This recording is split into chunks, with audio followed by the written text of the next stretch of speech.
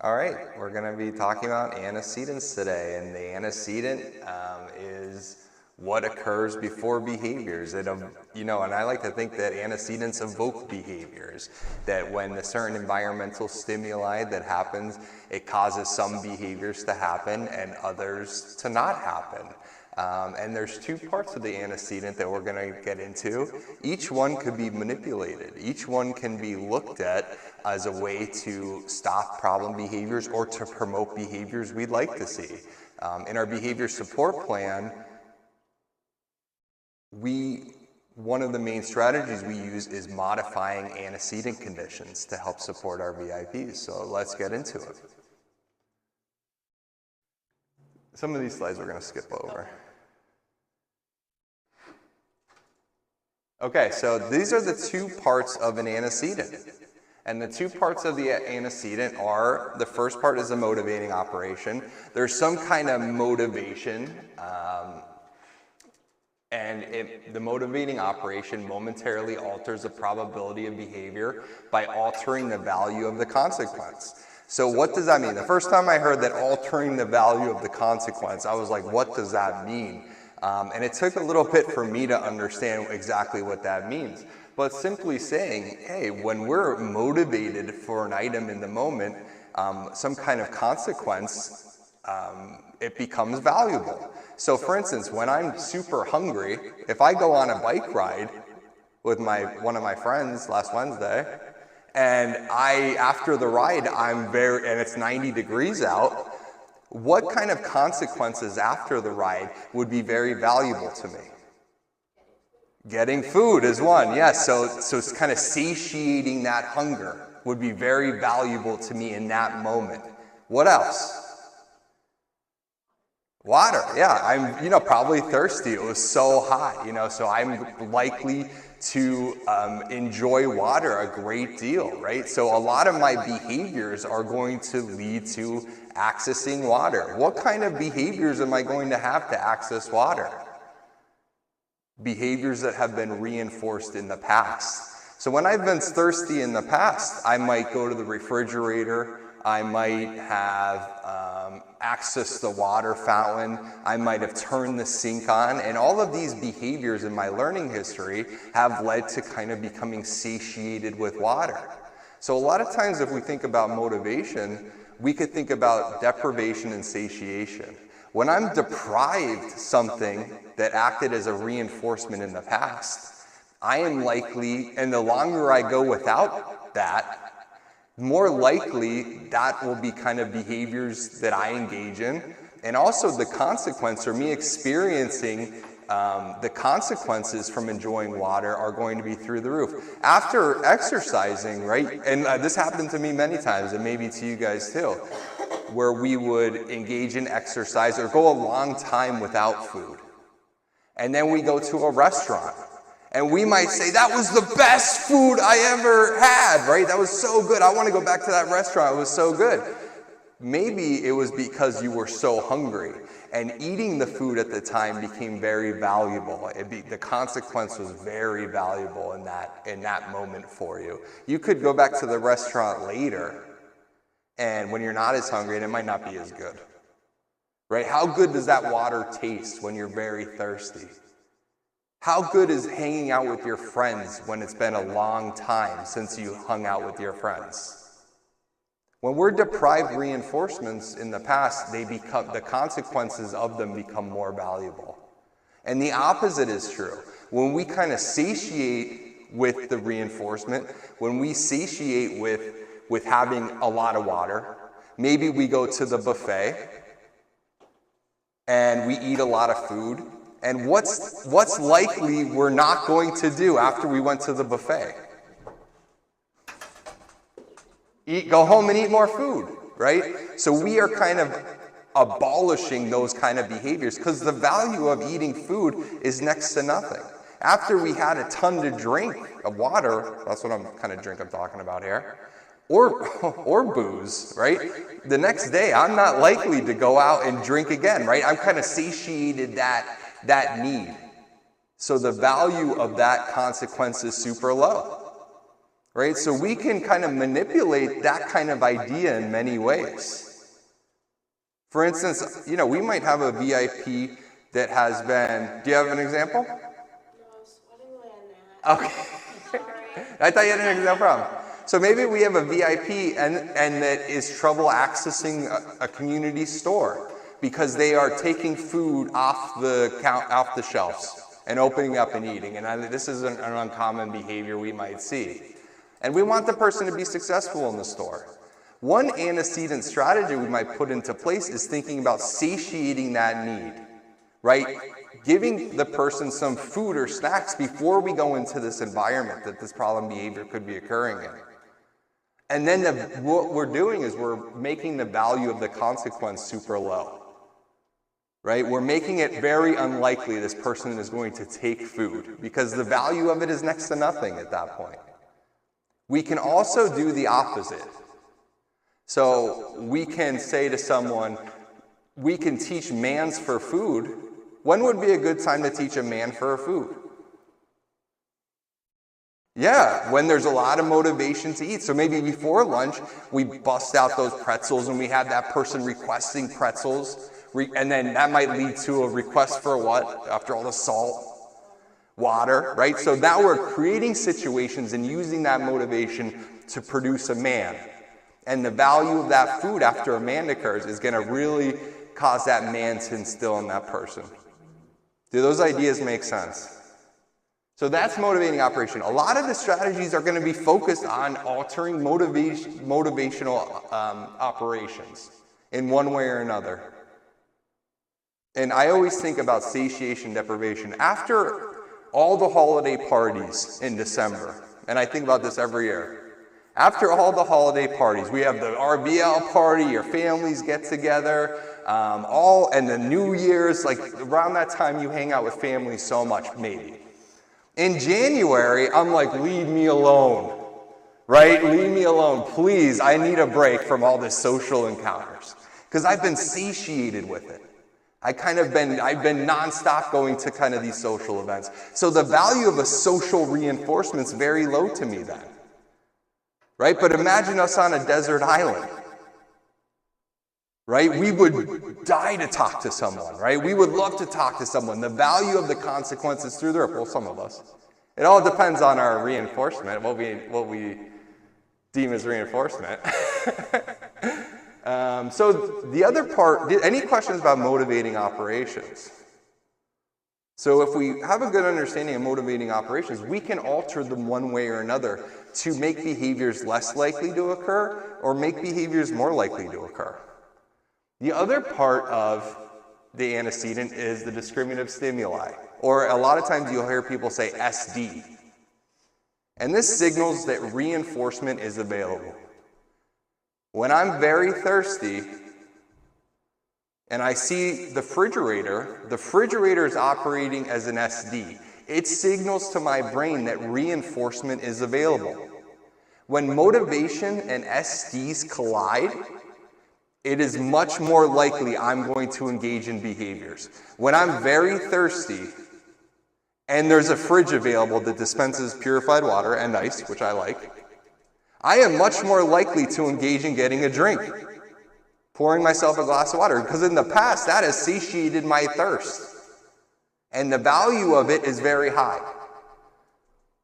Another example of food is, hey, I'm really hungry, I'm out on a drive. It's been a long time since I ate. I'm maybe traveling somewhere, and I see the Golden Arches, right? Motivation is high at McDonald's. Stop staring at me. That's how I gauge kind of my delivery to see like if I need to change anything. So I see the Golden Arches, and I'm very hungry. What's the SD in this scenario? What is signaling reinforcement is available? The Golden Arches.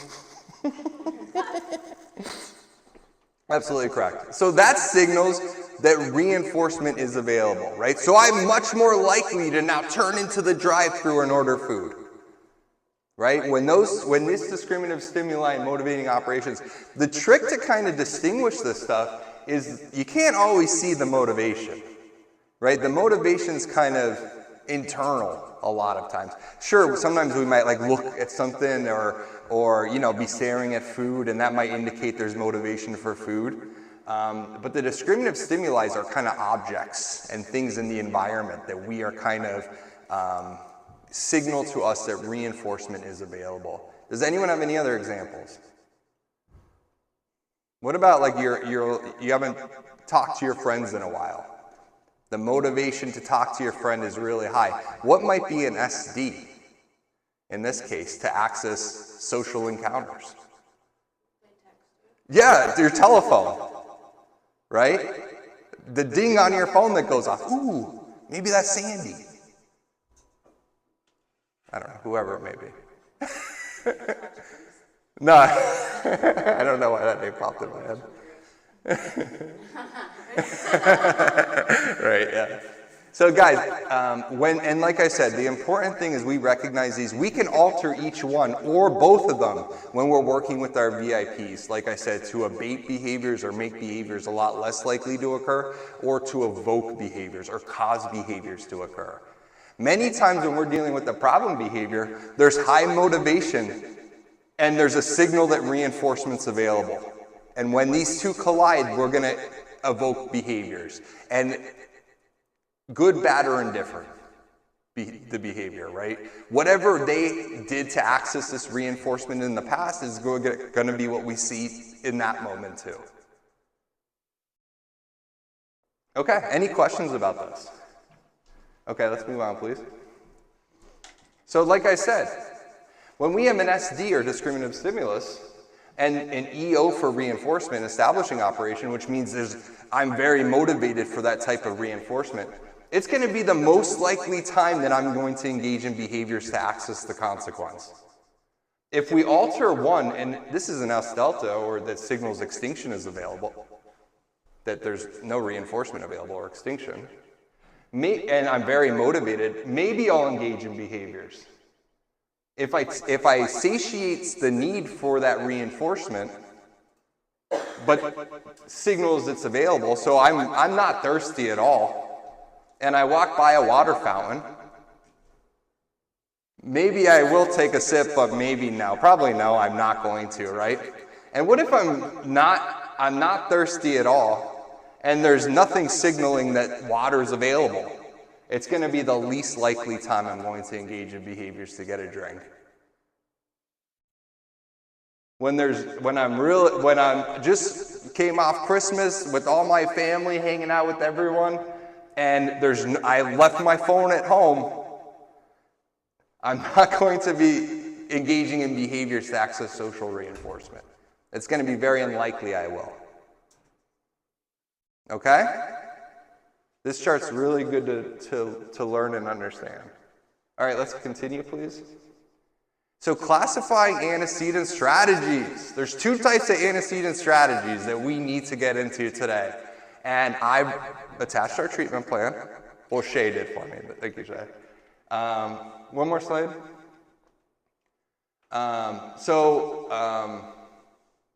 Let's continue, please. Let's continue. Continue, we won't go over the questions. Continue. So this is the first set of antecedent strategies. Generic antecedent strategies. Why are they called generic? Yes, great, yes, exactly correct. They don't require knowing the function for problem behaviors to put generic antecedent strategies in place. Can you bring up our treatment plan, please? In our treatment plan, we have this section. General antecedent strategies. This is where those strategies belong. The strategies we're going to review right now, this is where they belong. General antecedent strategies. These are strategies that we do not need to know the function. They are good for most everyone, like Deanna said. Okay, and this is where they belong. Can you just scroll down a little bit? And that's above the treatment interventions. In the treatment interventions, we're going to have function-based antecedent strategies. In this section, generic. good for most everyone. Let's get into them. Generic antecedents called, we put the general, you could change it to generic. Another term we see it sometimes called is default interventions. Yeah, default interventions. Here they are. Here are some of them. This isn't, and this list doesn't include every intervention, all antecedent interventions. These are just some. We're going to look at each one of them. Go ahead, Shay. Thank you. Some. Environmental enrichment. And this is something that comes up so often with our work, where we see escape behaviors occurring, and that's function-based, I get it. But we see a lot of behaviors in environments where there's not enough stimulation for that person.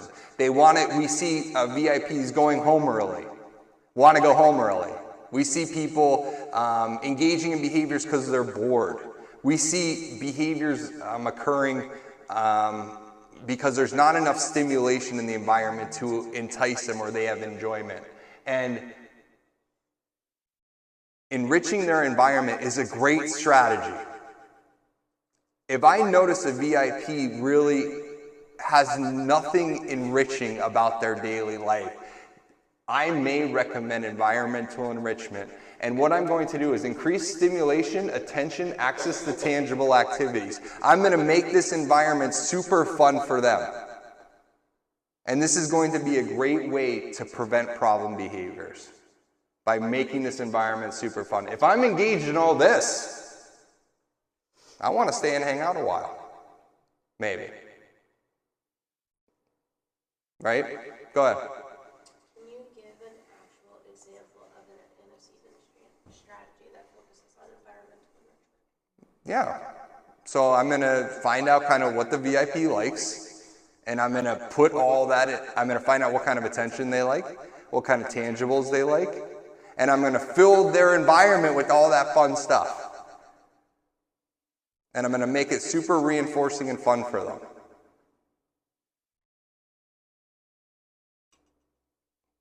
That's the idea here. I like to think of music. Music. Especially like if he really likes music. That's an easy way to enrich the environment. So music, great example. Any other examples? Go ahead. Puzzles, yeah. I mean, activities of all sorts. And, you know, I'm going to think about the individual's preferences. I might do a preference assessment, figure out kind of what kind of stuff they like, and put this stuff in this environment. I haven't looked at the picture. See how there's like so much. I mean, that's a lot of stimuli just looking at the picture, so some people don't like that. But like if you look, right, that might be too much. But look at this room, it's very blah.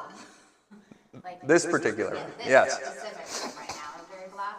Like you go into some of these day programs and it's very boring. Like just to look at it, you need something that looks like inviting and like enrichment in itself. If you want it to look inviting, like I do like to say, at least when you come into our day program, like some of the activities they do, they hang them on the wall, so it's more inviting, stuff like that. Also more color.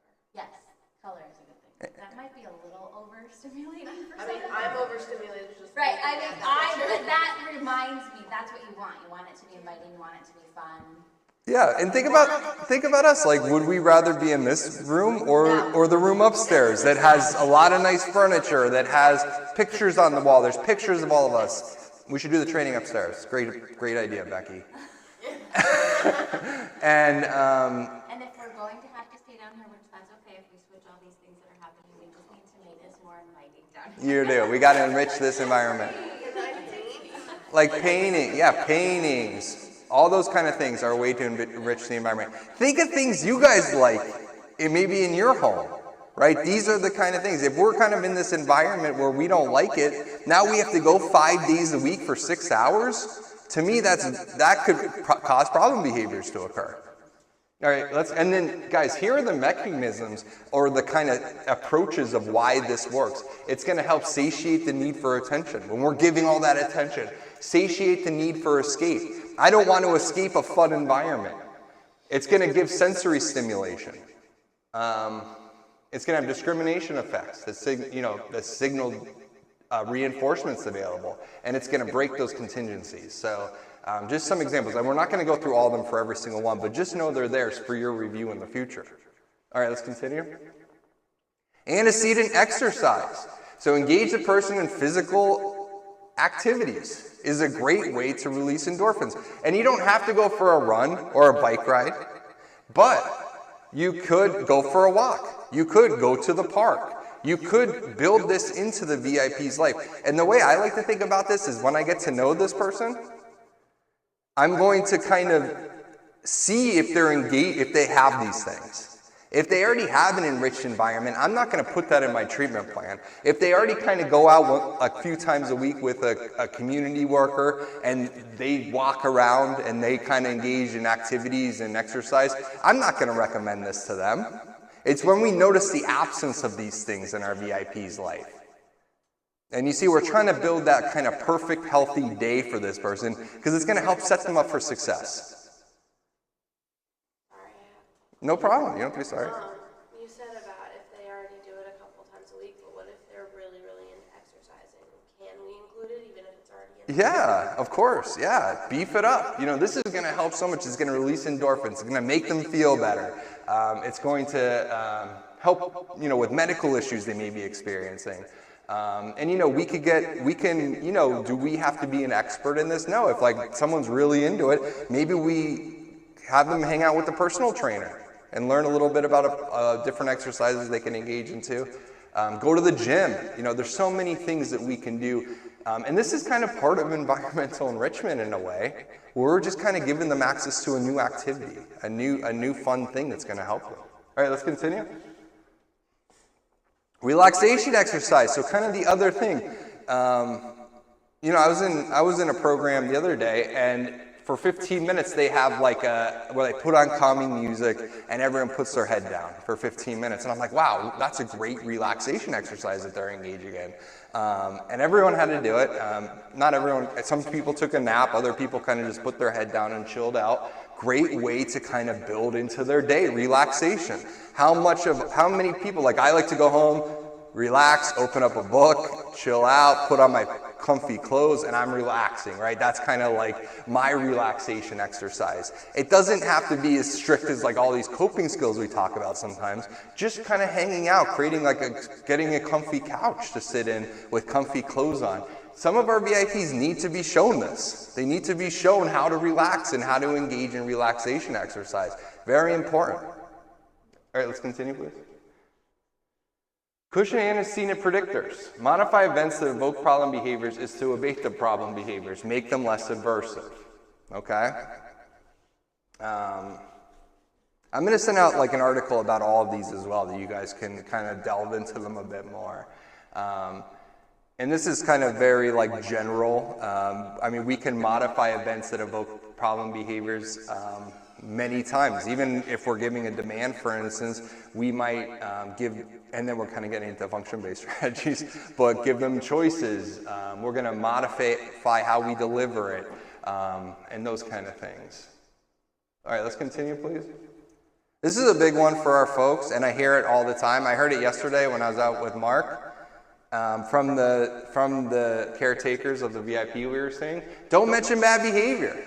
How many times do we go to a case and the VIP, their caregivers are telling us all the bad stuff that happened while we were gone?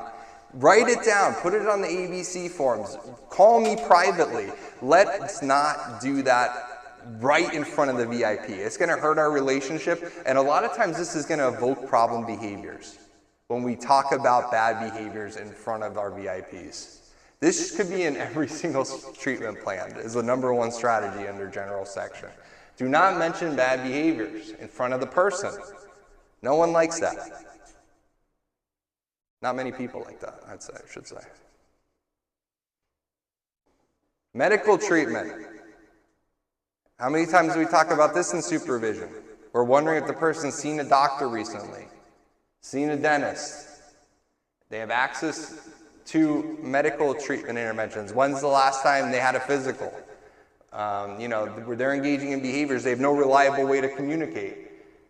we could refer them for medical treatment, which we should be doing. It should be recognizing that they could be having a medical problem.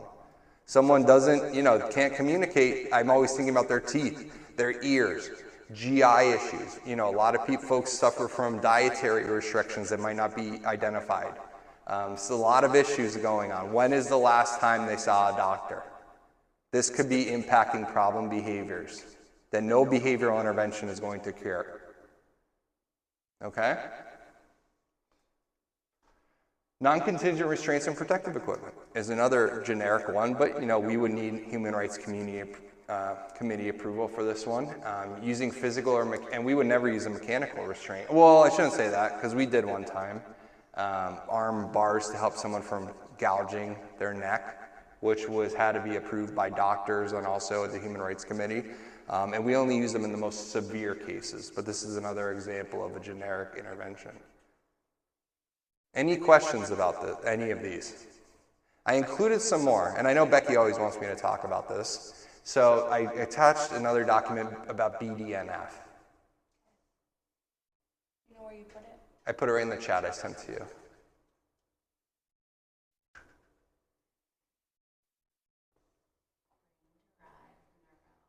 Tropic factor.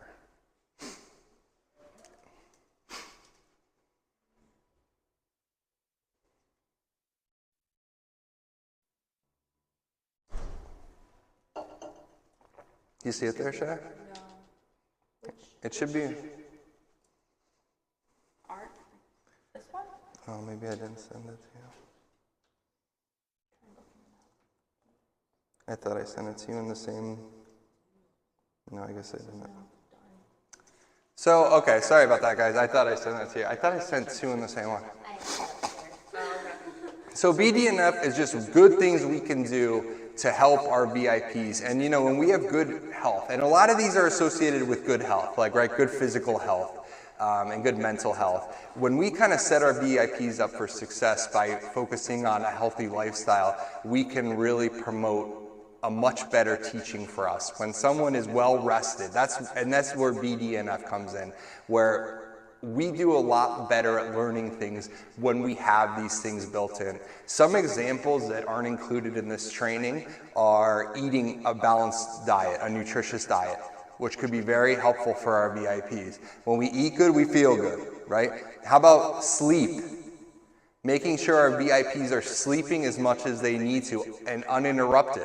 We might have a VIP that's waking up multiple times a night to use the bathroom, maybe disturbed by a housemate, maybe waking up throughout the night. I know I don't want to learn when I'm exhausted, right? When I'm so tired, I want to go and rest, right? The value of resting is through the roof. So I want you guys to think about other ways that you can help our VIPs live a better life by focusing on healthier lifestyles for them. And that's what a lot of these are about.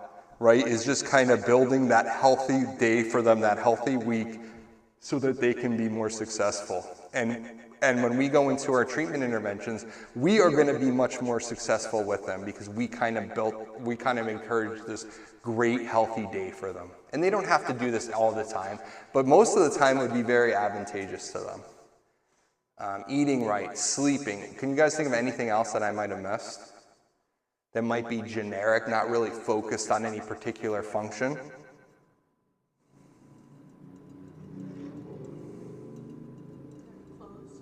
Okay, yeah, oh my God, yeah, clothes fitting right, sure, yeah, absolutely. So things that are kind of, you notice that your VIP's lacking would be a good recommendation to put in this generic section of the treatment plan. So not just these strategies, but any kind of generic healthy lifestyle thing can go into that section of the treatment plan. Do you guys have any questions about generic interventions or default interventions? Okay, and you guys know where to put them in the treatment plan? Okay, cool. So the next strategies are going to be what, do you think? Function-based strategies. Function-based antecedent strategies. And in our treatment plan, they're going to be under the treatment intervention. So if you could scroll, antecedent strategies, replacement strategies. well, we're really focused on antecedent strategies here. So these are the function-based antecedent strategies. The one thing I want to mention too about the generic or default is that we don't need to know the function for the problem behavior to be able to dish it out, right? How many times do we need to know the function before we could give treatment interventions? With generic interventions, they're good for any problem behavior, good for every person. So we don't need to know the function. So if we're kind of still figuring out why someone's engaging in a behavior, we can start working on these generic strategies right off the bat. We don't have to wait to kind of figure out why they're engaging in that behavior, right? We can just give them because we notice they're lacking this. These are going to be more function-based. So these are going to be tied to the function or why they're engaged in these problem behaviors. What is one of the most common, according to the research, function for problem behaviors? Do you guys know? Socially mediated what? That's why they're engaging in the behaviors? Yes, right. So socially mediated negative reinforcement, escape and avoidance, is the most common behavior function for problem behaviors. When we're asking someone to do a lot of work for minimal reinforcement, there's some kind of aversive in place that they have learned to escape with problem behaviors. And it doesn't need to be, well, maybe this is a problem behavior. I think about myself and a behavior that I used to engage in. I hopefully don't do it as often anymore. It starts with a P, and it's an escape-maintain behavior when I have a huge paper to write in school. Yes, so I would likely procrastinate it to the last second, right? And every time I'd procrastinate it, I'd get that relief. I get that relief, right? So the procrastination behavior is a behavior that has been reinforced in me in the past. And what kind of tasks would I be likely to procrastinate? Really easy tasks or really difficult tasks? Difficult, long-lasting tasks, tasks that are not fun to engage in, that take a long time with minimal reinforcement. Those are the behaviors that I'm going to try to escape from. My behavior was procrastination, and it was kind of an automatic behavior. No one was forcing me to do it. How many of our other folks maybe would rip up their homework, throw stuff around the room, engage in aggression or self-injury to escape these tasks? And I don't want to pigeonhole your thinking saying like every problem behavior is escape, but this is the most common. Okay, it's the most common. And I heard a great saying that problem behaviors occur because there's too high demands with too little reinforcement. That is why people are engaging in problem behaviors. Too high demands, too little reinforcement. Okay, function-based strategies. Let's get into it. So the first one is escape avoidance, that socially mediated negative reinforcement. Why? Because it's the most common. It's the most common problem behavior, so it's the most researched problem behavior, so we have the most interventions for this problem behavior.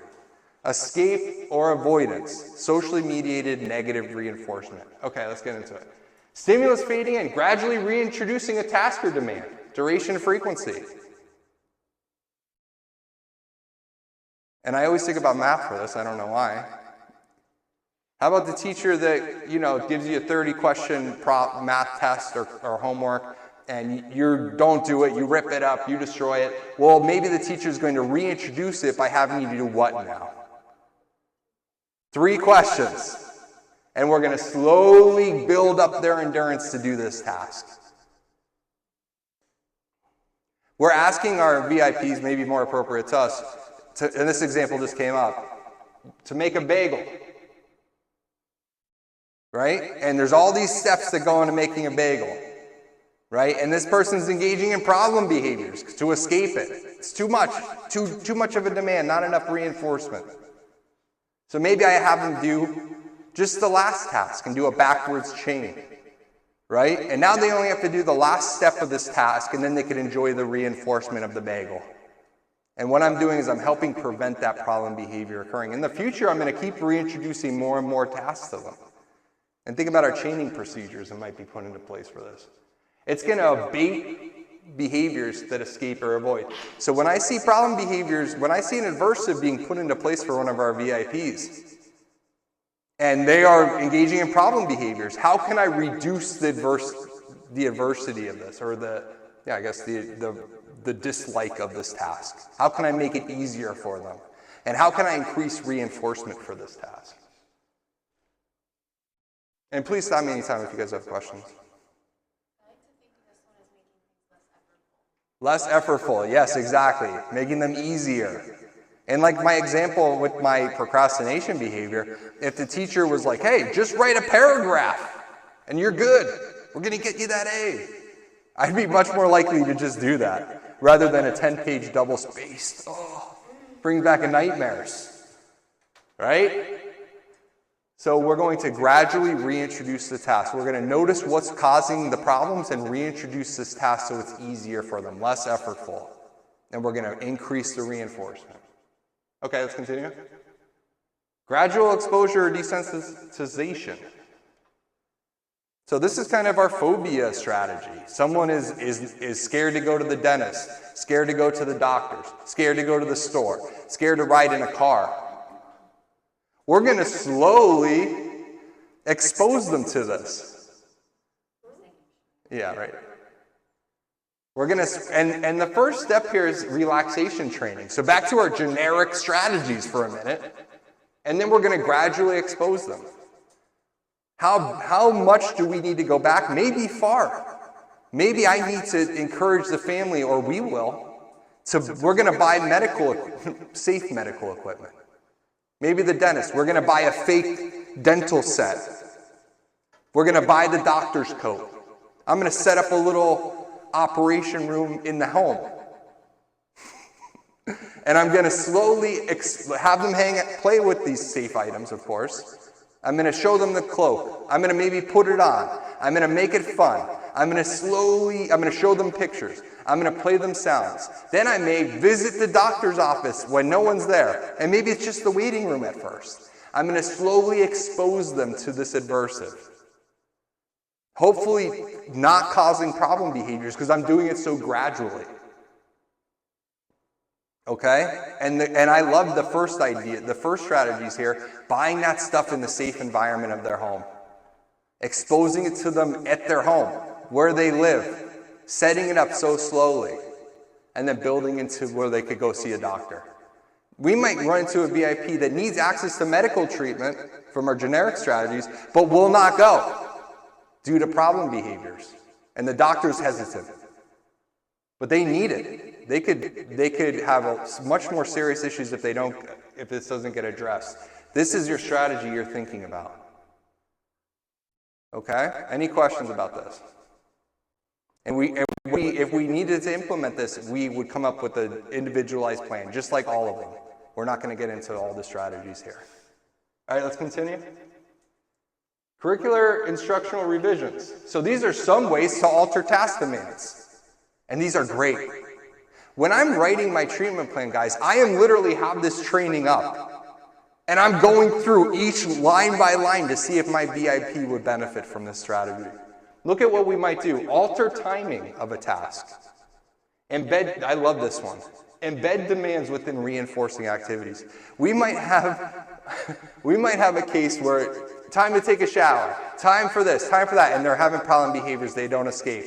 But when we go bowling and I ask them to hand me the bowling ball, they are more than willing to do that. And what am I doing? Getting them used to taking demands or accepting demands from others. And we're doing something really fun, something that's enjoyable. Hey, we're out to eat. Pass me the napkin, please.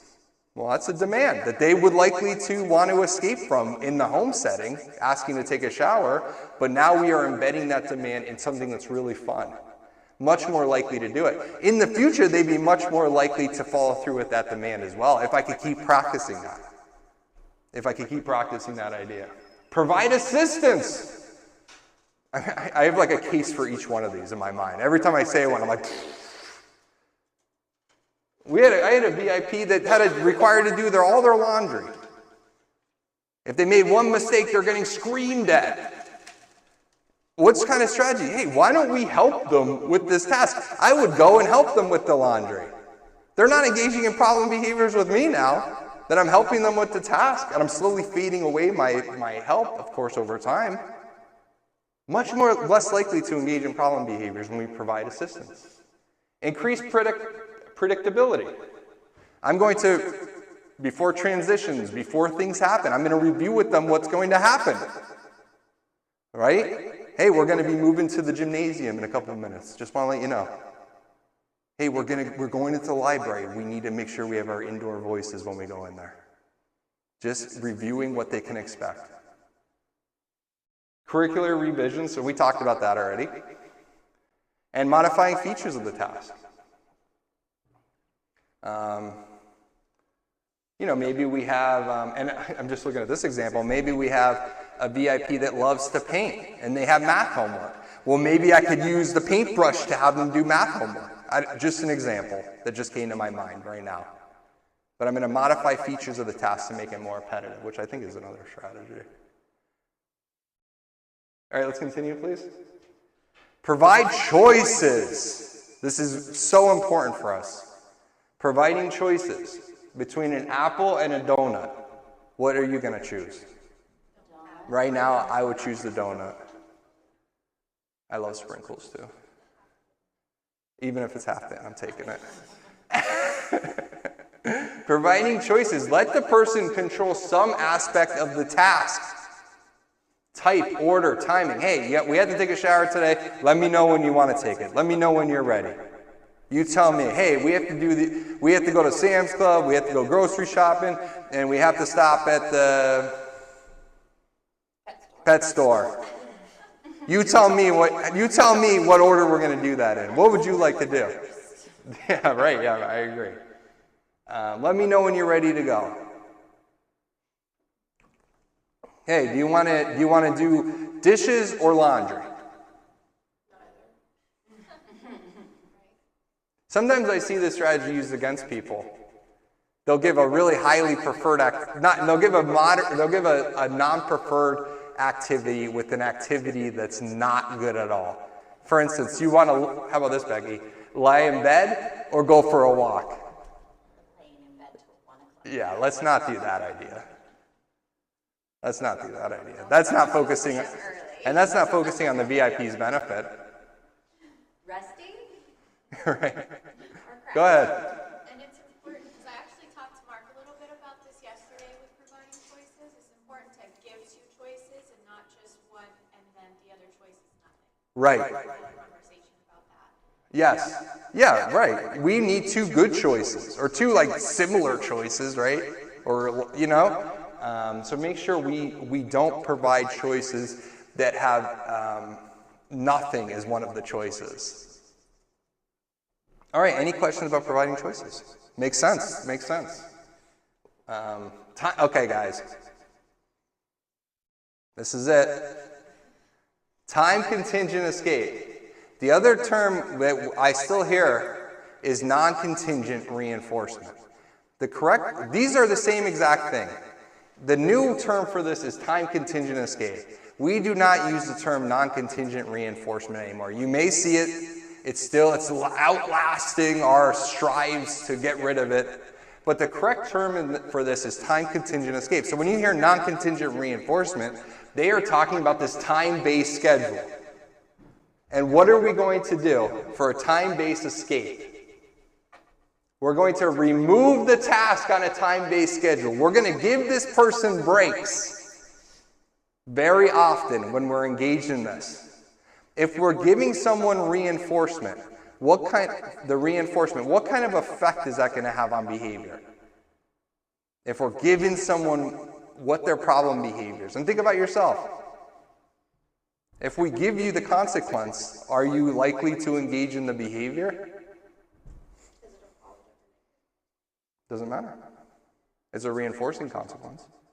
If we give you something reinforcing, are you going to engage in the behavior? So these time-based schedules suppress behaviors. They abolish the value of escape. When we're giving someone an escape all the time, when we're giving someone a break all the time, they don't need to engage in problem behaviors to access it. I may record the intra-response time of problem behaviors when we're doing math. Say it's every minute. This person's engaging in problem behaviors when we're doing math. I'm going to take 75% of that intra-response time and give them a break every 45 seconds. It's going to suppress problem behaviors. Do you see how this works? And this is just for escape. So when we're dealing with an attention-based schedule, a problem behavior that's for attention, what would we deliver? Yes, the attention on the time-based schedule. What kind of, and Grace, I feel like in the past this is reminding me of you. What kind of break are we going to give this person on the time-based schedule? Yes, a really, really good break. But what should the break look like to this individualized person? Having whatever they really like in the break. Yes, the typical break that was delivered for the problem behavior, because we know that's reinforcing. So now we're going to just give it to them. No need to have behaviors anymore. We're going to suppress those behaviors so that we have more teaching opportunities. Maybe during this time we teach them a functional communication to request a break. Hey, every 45 seconds I'm going to prompt this person to ask for a break, then I'm going to deliver the break. And I know that's requiring a behavior. But it's still a good teaching opportunity in that moment. We are not requiring any specific behavior. We are just delivering the reinforcement. Okay? And it's going to suppress the behaviors. If you started to see problem behaviors, you need to dial back your time-based schedule. You need to make sure it's happening before problem behaviors are occurring by giving it as often as needed. As you start doing this and we start doing more teaching and alternative functional communication training, we fade this schedule to oblivion. We get rid of it. Okay? Because it's going to suppress behaviors. It's going to suppress good behaviors too. And I think about when we have a time-based schedule to use the bathroom. Right? What happens? We take this person to the bathroom really routinely. We're preventing accidents. We're practicing bathroom skills. This person it's going to suppress any behavior that's going to notify us that they have to use the bathroom. Because we're just giving it to them. No behavior required. So think about that this is only a temporary fix, that we need to fade this away and teach functional communication or an alternative behavior here as we fade it away. As we fade it away, behaviors will return, and we want them to be the alternative behaviors we've been teaching them. So guys, I always recommend this to you guys when you come and talk to me in supervision, a time-based schedule. All right, let's continue. We're going to talk about it 3 more times. Relocate the client or others. I think about my friend Adam. We couldn't sit next to each other in class. Too silly, right? Maybe they're distracted by the TV. Well, let's move them. Let's change their environment. Let's get them out of there. All right, let's continue. Same idea. Move location of activities. You know, we have to have them do kind of work, and they're very distracted. Maybe we go to a quiet area. All right, guys, those are the antecedent strategies for escape maintain behaviors. Any questions about that? Anyone online? Okay, so these are the strategies for attention. So now we determine this problem behaviors for attention. Every socially mediated behavior has an attention component, right? That's where the socially mediated comes in. So let's continue. Time delivery contingent of attention. I'm going to give this person attention on a time-based schedule. It's going to suppress problem behaviors that led to attention in the past. What kind of attention am I going to give them? The attention that was maintaining their problem behaviors. I'm going to mimic that in any way. You know, we were on a case yesterday, Mark, and they were talking about how attention is maintaining this problem behavior, yelling, exciting. They believe that could be part of this reinforcing contingency. Let's do that on a time-based schedule. I'm not saying yell at the person, but maybe get loud, get animated. Have a lot of fun with this time-based schedule for attention, if that's the kind of attention this person likes. And it's going to suppress those behaviors, because we're giving it to them already. If I have coffee, I'm not asking for coffee. If I have food, I'm not asking for food. If I have attention, I'm not asking for your attention. I'm not engaging in any behaviors to get your attention. Right now, well, I kind of am. But I wouldn't engage in problem behaviors to get your attention if I already had it. All right, let's continue. Discriminative stimulus control strategies. So transfer discriminative control to natural SDs for attention. We're going to teach people natural ways to get attention. What is, look at, I mean, that's like, sounds so complicated, and what we're teaching someone to do is fist pound, right? How about in class? Raise their hand. We're going to teach them other ways to get attention the correct way.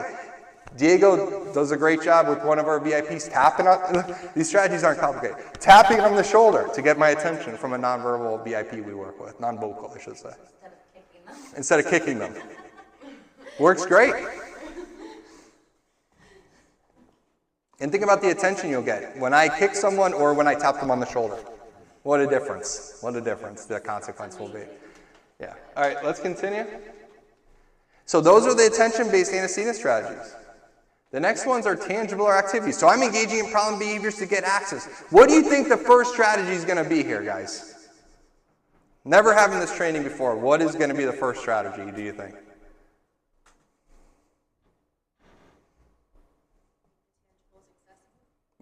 It's going to start with time.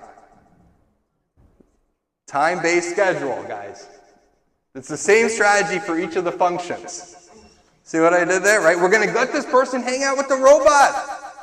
If they have problem behaviors to gain access to robots, I'm going to give them the robot more often to suppress the problem behaviors. All right, let's continue. And that's it. Yeah. Automatic. What do you think the first automatic strategy is going to be? Yes, time contingent sensory. That's likely to compete with the response product. Provide access to source of a stimulation on a time-based schedule. We're going to give them stuff that stimulates them, that they enjoy. All right, let's continue. Okay, guys, time contingent, this is really important. Time contingent delivery of prescription drugs or drug substitutes. Many times a red flag when I go out to a case is here, and I talk about it, you guys may have heard me talking about this, is when I see medication delivered as a PRN. And a PRN means as needed. Are you laughing because you heard me say this a million times? This is where I got it. So what is the problem with PRNs for aggressive behaviors?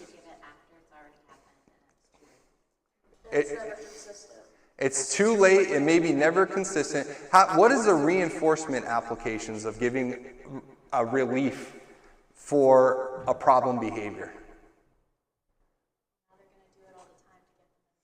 It's going to have a reinforcing effect. And think about these prescription drugs. Are they very weak reinforcements for people or really strong reinforcements for people? Especially that, and it depends on the medication too, because a lot of the PRNs give you almost like a high effect, so people chase that, and that's how a lot of people become addicted. So we have a non-vocal person that we've been exposing with high doses of medication that give them a high effect, which we could assume is very reinforcing to their brain. The only times we give it to them are for problem behaviors. What are they likely to do in the future? Constantly, and probably increase the amount of problem behaviors. Yeah, to gain access to the drugs. So what is the recommendation here, guys? And this is, give it to them on the time-based schedule, right? And I'm not going to make any changes to their medications myself. But I'm going to recognize this is a potential issue and bring it up to the caregivers when I have a good relationship with them. And I'll be like, hey, let's talk to the doctor about this issue. The doctor might not be aware of behavioral interventions that could be impacting this behavior. And we're giving medication for problem behaviors that could be reinforcing in nature. And what kind of reinforcement is that? That relief. Yeah, socially mediated negative reinforcement. That relief, right? Relief from some kind of adversive. So very powerful. And this is sometimes what we see a lot. And I thought of this yesterday, Mark, too, if Mark's still on the line. Yeah, he is. He's sending chats. I'm sure, Mark, you're getting a lot of good ideas about yesterday's case. Transfer out appetitive features of restraints by fading them out. We're going to make restraints less appetitive. And you know, it's like a restraint appetitive. Well, guys, sometimes that deep pressure, that sensory stimulation could be reinforcing. Why you give them a weighted blanket? The weighted blanket, that's great alternative, good idea. So we're going to slowly transfer them out. We work with someone with arm bars that would engage in, and I mentioned them earlier, mutilation of the back of their neck. So we had arm, and you know, she could still move her arms and access everything, but it kept her arms straight, so she couldn't reach behind and gouge out the back of her neck. What did we do over time? We cut them to be shorter. We'd cut them to be shorter because we felt like they were she was trying to gain access to these restraints. And then everyone would be like, she enjoys the restraints. We're like, we get it. We get it. We understand. Yeah, absolutely. All right, let's continue. So those are some of the function-based strategies, guys. Here's a list. It's in your PowerPoint. There are some other ideas that I just wanted to review from the Cooper book that we could think about, which I thought were good. Reducing noise level for a behavior that is by a hectic, crazy environment, maybe, and this example they give is someone putting their hands over their ears. Well, reducing noise level could be a good way to abate that behavior. A lot of these in here are giving access to the reinforcer, like on that time-based schedule, offer choices, increasing response effort. So, and I was like, increasing response effort? Why would we make a task more difficult for someone?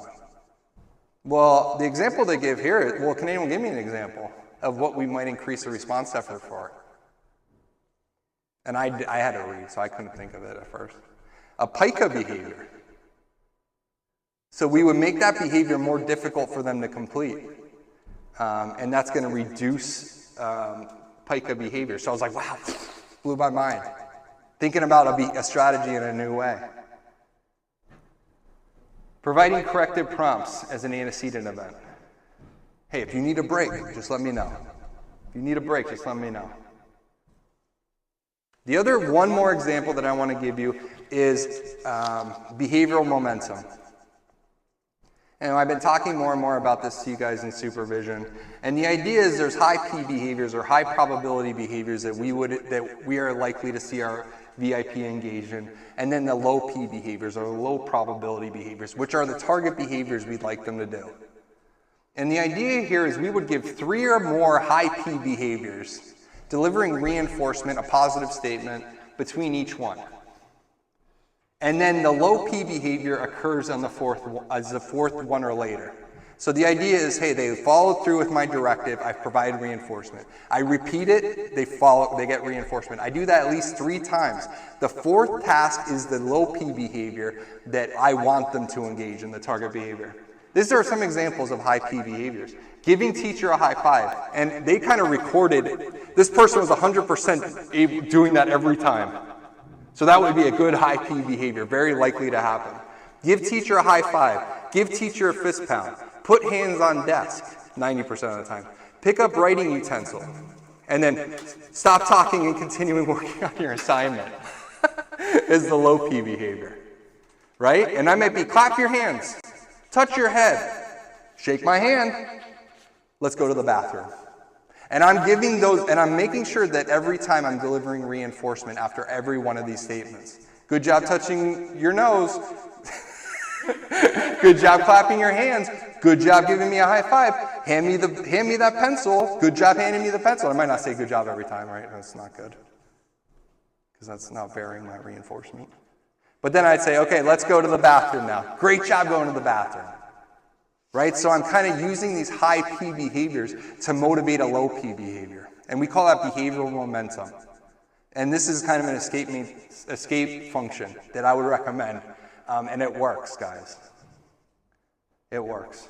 So that's, and the other thing to consider is our functional communication training, where we're going to establish an appropriate communication behavior to compete with the problem behavior evoked by a motivating operation. So we are going to be teaching them better ways they can access their reinforcement, right? And we could have a whole training about functional communication training, but we're going to use the mode of communication that's easiest for them. And we're going to teach them to access their consequences or their reinforcement by having this communicative response. Okay? And many times when I'm working with the VIP, they're engaging in problem behaviors because they can't ask for a break. They can't ask to stop. So what do? They punch the walls. They engage in all kind of problem behaviors where we could have said, hey, if you don't want me to do this, you can just tell me no or stop or break. And I will deliver that consequence every time, at least at first, because this should be faded as well. But at first, I'm going to deliver that reinforcement. We're going to zero out the behaviors by this, by teaching them an alternative way to gain access to their consequences.